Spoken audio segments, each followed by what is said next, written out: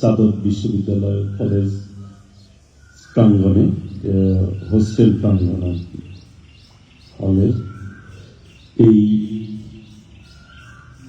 ইফতার এবং দোয়া মাহফিল আমাদের প্রিয় নেত্রী, বাংলাদেশের অভিসম্পাদিত নেত্রী, সাবেক প্রধানমন্ত্রী দেশনেত্রী বেগম খালেদা জিয়ার সুস্থতা কামনা এবং আমাদের ভারপ্রাপ্ত চেয়ারম্যান দেশনায়ক তারেক রহমানের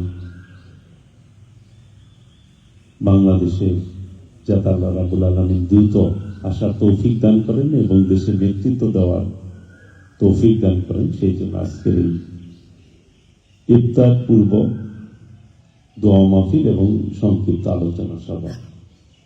আমার আরেকটি প্রোগ্রাম থাকার কারণে আমি কিছু কথা বলে চলে যাব। এইখানে যারা স্থানীয় নেতৃবৃন্দ আছে, বিশেষ করে জাতি এই এলাকার, ফিরোজ আছে, জুয়েল আছে, আসিফ আছে, সেলিম থাকবি, আচ্ছা, তো আর কলেজের সভাপতি সাধারণ সম্পাদক যারা রয়েছে, তো স্বাভাবিক উপস্থিত যারাই আছেন ছাত্র ভাইয়েরা, সবাইকে আমি আমার ব্যক্তিগত পক্ষ থেকে এবং আমার দল বাংলাদেশ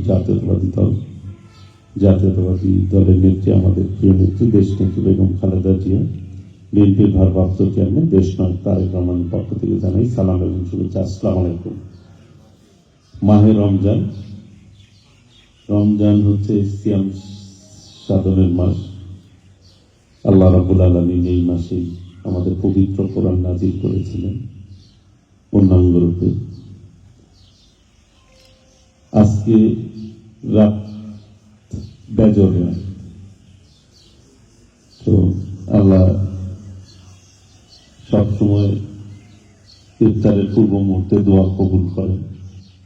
আর সাদত বিশ্ববিদ্যালয় কলেজ সবার মিলে এখানে যারা উপস্থিত হয়েছে সবার, কিন্তু বিশেষ করে টাঙ্গাইলের যারা সন্তান তাদের জন্য কিন্তু একটা আলাদা আবেগের বিষয় রয়েছে। সাদত বিশ্ববিদ্যালয় বাংলাদেশে এমন কোনো জায়গা নাই বা ছাত্র নাই শিক্ষা প্রতিষ্ঠানে যারা সাদত বিশ্ববিদ্যালয়কে না চেনে। এক সময় স্বাধীনতা বিরোধী আন্দোলন, স্বাধীনতার জন্য যে আন্দোলন হয়েছে, ৭১-এর আন্দোলন, স্বাধীনতার আন্দোলন, এই সাদত বিশ্ববিদ্যালয় কলেজের ছাত্রদের কিন্তু ভূমিকা আছে। ৫২ ভাষা আন্দোলন, ৬৯-এর গণ আন্দোলনে, ৯০-এর স্বৈরাচার বিরোধী আন্দোলন, সর্বশেষ বৈষম্য বিরোধী আন্দোলনে তো ছাত্রদের ভূমিকা রেখেছেন আপনারা। ১-১১-র সময় মঈনুদ্দিন ফখরুদ্দিনের সময়ও এই সাদত কলেজের ছাত্র ছাত্রী ভাইরা আন্দোলন সংগ্রামে ভূমিকা রেখেছেন। রাজনৈতিকভাবে বিবেচনা করলে টাঙ্গাইলের রাজনৈতিক অবস্থান দিক দিয়ে, ঐতিহ্যের দিক দিয়ে এই সাদত কলেজের ভূমিকা গৌরবময় ভূমিকা। এটা যদি আমরা বলতে যাই, বলা কিন্তু শেষ হবে না। এই কলেজ থেকেই অধিকাংশ ছাত্র নেতাই জাতীয় পর্যায়ে নেতৃত্ব দিয়েছেন। টাঙ্গাইলের রাজনীতির মূল নিয়ামক শক্তি কিন্তু, ছাত্র রাজনীতির মূল নিয়ামক শক্তি কিন্তু সাদত বিশ্ববিদ্যালয় কলেজ। এই বিশ্ববিদ্যালয় কলেজ থেকে নেতৃত্ব প্রতিষ্ঠিত হয়েছে।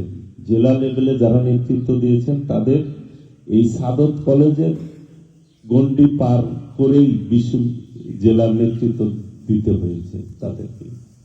অনেকে জেলার নেতা হয়েছে, কিন্তু এই বিশ্ববিদ্যালয়ের নেতৃত্ব দেওয়ার ক্ষেত্রে, নির্বাচন করার ক্ষেত্রে তাদের অনেকের কিন্তু সেই আশা আকাঙ্ক্ষা অনেকে পূরণ করতে সক্ষম হয়েছে, অনেকে হয়নি।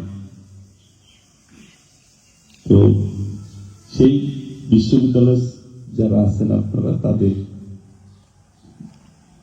আমি বলবো যে এদের যে ঐতিহ্য, সেই ঐতিহ্য আপনাদেরকে কিন্তু ধরে রাখতে হবে এবং সামনে এগিয়ে নিতে হবে। আমি আশা করব আপনারা সেই ব্যাপারে সক্ষম হবেন এবং আপনাদের সেই যোগ্যতা ইনশাআল্লাহ রয়েছে।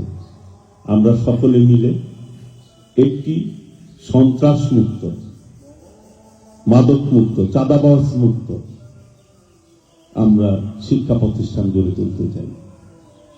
সেই জায়গায় কোনো ধরনের অপকর্ম থাকবে না। আমরা সকলে মিলে এই টাঙ্গাইলকে গড়ে তুলব।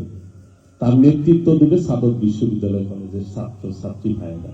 সেই আশা, সেই প্রত্যয় ব্যক্ত করে সকলকে ধন্যবাদ জানিয়ে আমি আমার বক্তব্য শেষ করছি। খোদা হাফেজ। বাংলাদেশ জিন্দাবাদ। শহীদ রাষ্ট্রপতি জিয়াউর রহমান।